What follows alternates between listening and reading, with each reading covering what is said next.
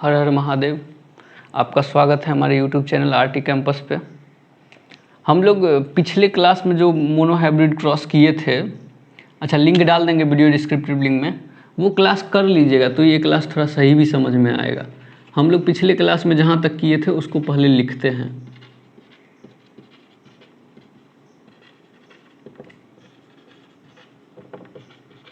अब ये मत बोलिएगा ये कैसे बना दिए, चेकर बोर्ड से बनाए थे। देखिए ये हो गया पेरेंट 1, ये हो गया पेरेंट 2, कोई दिक्कत नहीं है। इसको बोल देते हैं F1 फिलेलियल 1 जनरेशन, ये हमारा F2 फिलेलियल 2 जनरेशन, और इसी को बोले थे हाइब्रिड। क्या बोले थे? हाइब्रिड। अब मेंडल साहब इस क्रॉस को, अच्छा मोनो हाइब्रिड क्रॉस क्यों बोले? क्योंकि हाइब्रिड हम बताए थे कि हेट्रोजाइगस का नंबर डिसाइड करेगा। एक हेट्रोजाइगस तो मोनो हाइब्रिड, एक है तो मोनो हाइब्रिड, दो रहता तो डाई हाइब्रिड। मोनो हाइब्रिड के बीच में सेल्फिंग करवाए हैं, सेल्फिंग बोले तो सेल्फ पॉलिनेशन, इसलिए इसको बोलते हैं मोनो हाइब्रिड क्रॉस। ये सब तो हो चुका था, हमको पोस्टुलेट देखना है। मेंडल साहब इस क्रॉस को करने के बाद कुछ पोस्टुलेट दिए। पोस्टुलेट का मतलब होता है अंदाज़ा लगाना, मतलब अंदाज़ा ही हम बोल रहे हैं। I am confirmed. अंदाज़ा क्यों बोल रहे हैं? क्योंकि उस समय हम लोग डिटेल में किसी चीज़ का जानकारी नहीं था हमारे पास, हम लोग सिर्फ अंदाज़ा ही लगा पाते थे। मेंडल साहब पहला पोस्टुलेट दिए कि देखो भाई साहब, डोमिनेंट उस करेक्टर को बोलेंगे जो F1 में दिखाएगा, और रिसेसिव उस करेक्टर को बोलेंगे जो F1 में नहीं दिखा रहा है। एक बार और, डोमिनेंट उस करेक्टर को बोलेंगे, डोमिनेंट किस करेक्टर को बोल रहे हैं? जो F1 में दिखाएगा, और रिसेसिव उस करेक्टर को बोलेंगे जो F1 में नहीं दिखाएगा। F1 कहने का क्या मतलब है? जो हाइब्रिड होगा। क्या होगा? हाइब्रिड। हाइब्रिड कहने का क्या मतलब है आज के दौर में? जो हेट्रोजाइगस होगा। क्या होगा? हेट्रोजाइगस। क्योंकि देखिए ये हेट्रोजाइगस ही तो है, मतलब ऐसा करेक्टर जो हेट्रोजाइगस कंडीशन में दिखे उसको बोलेंगे डोमिनेंट, और ऐसा करेक्टर जो सिर्फ और सिर्फ होमोजाइगस कंडीशन में दिखे उसको बोलेंगे रिसेसिव। कोई बड़ा बात नहीं है। ये राउंड है, रिंकल्ड है, ये क्या हो गया? राउंड हो गया। हेट्रोजाइगस कंडीशन में राउंड आ रहा है, इसका मतलब राउंड डोमिनेंट है। सिर्फ होमोजाइगस में रिंकल्ड आ रहा है, इसका मतलब रिंकल्ड क्या हो गया? रिसेसिव हो गया। तो मेंडल साहब दो शब्द लिए, एक तो शब्द बोलते थे प्योर और एक शब्द बोलते थे हाइब्रिड। समझिएगा, मेंडल साहब प्योर बोलते थे होमोजाइगस को। किसको बोला करते थे? होमोजाइगस को। और हाइब्रिड बोला करते थे हेट्रोजाइगस को। एक बार और, मेंडल साहब प्योर किसको बोला करते थे? होमोजाइगस को। और हाइब्रिड किसको बोला करते थे? हेट्रोजाइगस को। ठीक। पोस्टुलेट सेकंड, सेकंड पोस्टुलेट क्या कहता है? ये जो चीज है ना, ये करेक्टर जो करेक्टर बना रहा है राउंड रिंकल्ड, बोलते हैं कि इस करेक्टर को कंट्रोल करने के लिए, क्या करने के लिए? कंट्रोल करने के लिए दो फैक्टर आता है। क्या आता है? दो फैक्टर। इसी फैक्टर को आजकल हम लोग एलील बोलते हैं। क्या बोलते हैं? एलील। एलील शब्द मेंडल साहब यूज किए ही नहीं थे।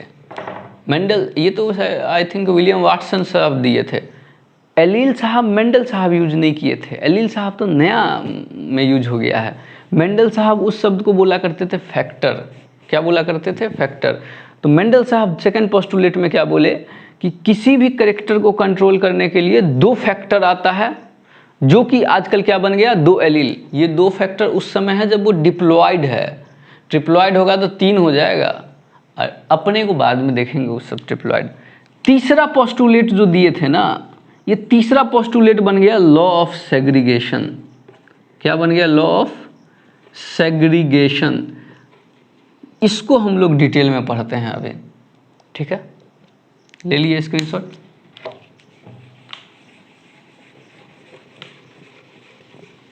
प्योर शब्द मेंडल साहब किसके लिए यूज किए थे?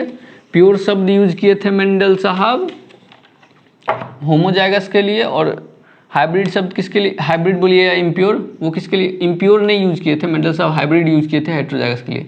थर्ड पोस्टुलेट क्या होता है?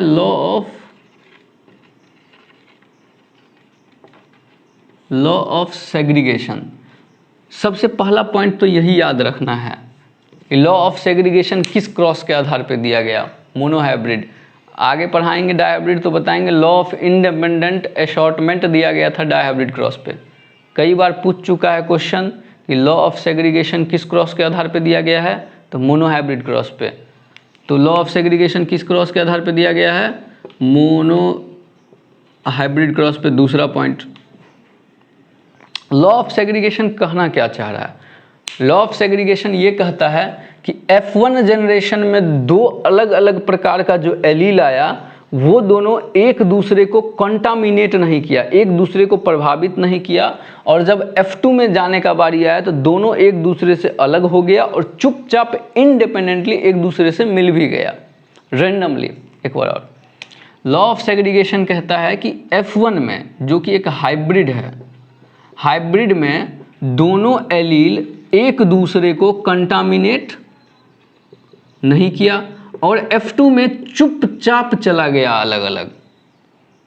एक बार और, अपने को बस दिमाग में याद रखना है, जब हमें असॉर्टमेंट बताएंगे तो वो हल्का कंफ्यूज करिएगा, कंफ्यूजन नहीं चाहिए, नो कंफ्यूजन, दिमाग में याद रखना है।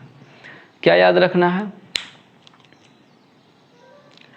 F1 हाइब्रिड में जो एलील था वो जब F2 के लिए जाइगोट बना रहा, गैमीट बना रहा था, तो दोनों एलील चुपचाप अलग हो गया बिना कंटामिनेट किए हुए एक दूसरे को। मतलब ये कैपिटल आर स्मॉल आर को इफेक्ट नहीं कर रहा है और स्मॉल आर कैपिटल आर को इफेक्ट नहीं कर रहा है, स्मॉल आर कैपिटल आर को नहीं कर रहा है और कैपिटल आर स्मॉल आर को नहीं कर रहा है। ये चीज़ है लॉ ऑफ सेग्रीगेशन। तीसरा पॉइंट, इसी लॉ ऑफ सेग्रीगेशन में मेंडल साहब बोलते हैं कि जो डोमिनेंट है उसके फिनोटाइप से हम जीनोटाइप नहीं बता सकते हैं, उसके फिनोटाइप से हम जीनोटाइप नहीं बता सकते हैं, लेकिन जो रिसेसिव है उसके फिनोटाइप से हम जीनोटाइप बता सकते हैं। क्यों ऐसा बोले वो देखिए, डोमिनेंट मतलब हो गया राउंड, राउंड ये भी हो सकता है और ये भी हो सकता है, और रिसेसिव मतलब हो गया रिंकल्ड। रिसेसिव के लिए तो बस एक यही है। हम फिनोटाइप से जीनोटाइप नहीं बता सकते हैं, लेकिन जीनोटाइप हमको पता करना है, तो जीनोटाइप पता करने के लिए हम लोग करेंगे टेस्ट क्रॉस। क्या करेंगे, टेस्ट क्रॉस। अभी जस्ट पढ़ेंगे टेस्ट क्रॉस क्या होता है।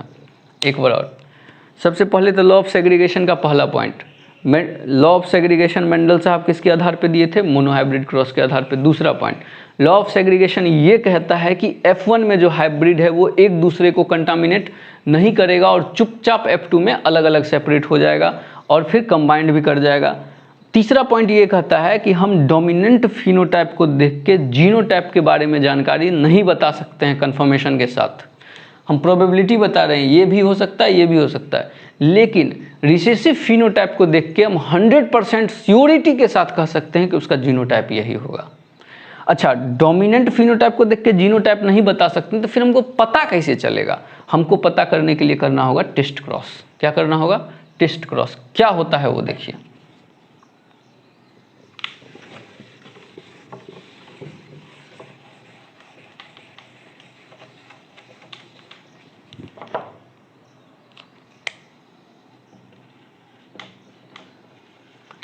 टेस्ट क्रॉस का मतलब होता है जब हम F1 को रिसेसिव पेरेंट से क्रॉस करवा दें, F1 को रिसेसिव पेरेंट से क्रॉस करवा दें, उसी को टेस्ट क्रॉस कहते हैं। क्या कहने का मतलब है वो देखिए, ये क्रॉस होगा, इसके दो गैमिट बनेंगे, इसके एक गैमिट बनेंगे, तो वापस क्या बनाएगा, RR 1:1 के रेशियो में पहला।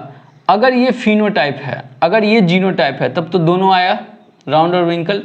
अगर मान लीजिए ये रहता, सपोज करते हैं, तो सिर्फ क्या आता, राउंड। क्या आता, राउंड। तो मतलब क्या देखिए, डोमिनेंट फिनोटाइप दोनों है, लेकिन टेस्ट क्रॉस कराने के बाद हमको पता चल गया कि कौन हेट्रोजाइगस है और कौन होमोजाइगस जीनोटाइप का कंटेंट है। एक होता है क्रॉस जिसको बोलते हैं रेसिप्रोकल क्रॉस। क्या बोलते हैं, रेसिप्रोकल क्रॉस। क्या होता है वो सुनिएगा।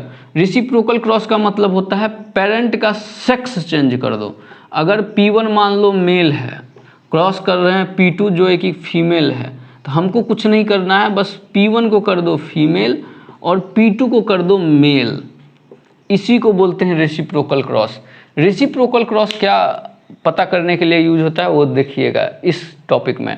रेसिप्रोकल क्रॉस से हम ये पता करते हैं कि जो F1 बन रहा है क्या इस करेक्टर पे सेक्स का फर्क पड़ता है, जेंडर का। कहीं ऐसा तो नहीं है कि मेल हम राउंड लिए हैं इसलिए राउंड हो रहा है, फीमेल रिंकल्ड है इसलिए छिप गया है, या तो ऐसा तो नहीं है अगर मेल रिंकल्ड करेंगे तो ये रिंकल्ड आ जाएगा। तो पता चला रेसिप्रोकल क्रॉस करने के बाद कि नहीं भाई साहब, इस करेक्टर के लिए तो कम से कम सेक्स का प्रभाव नहीं है। हमारा मोनो हाइब्रिड हो गया क्रॉस खत्म। अगले क्लास में हम लोग पढ़ेंगे डाई हाइब्रिड क्रॉस और उसमें एक लॉ पढ़ेंगे, फोर्थ पोस्टुलेट मेंडल साहब का। धन्यवाद। आप लोग सब्सक्राइब कर दीजिए प्लीज़।